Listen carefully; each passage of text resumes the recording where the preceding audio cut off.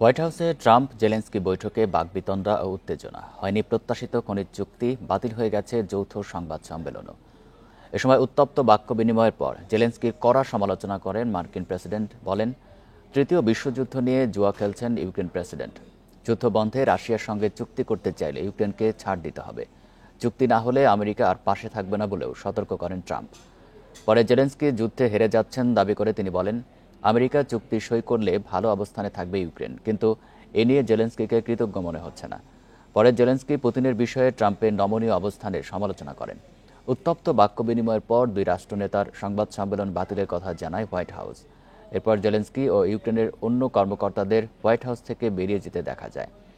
ইউক্রেনের দুর্লভ খনিজ সম্পদে যুক্তরাষ্ট্রের নিয়ন্ত্রণ নিয়ে দুই রাষ্ট্রনেতার চুক্তি সইয়ের কথা থাকলেও পরে তা হয়নি।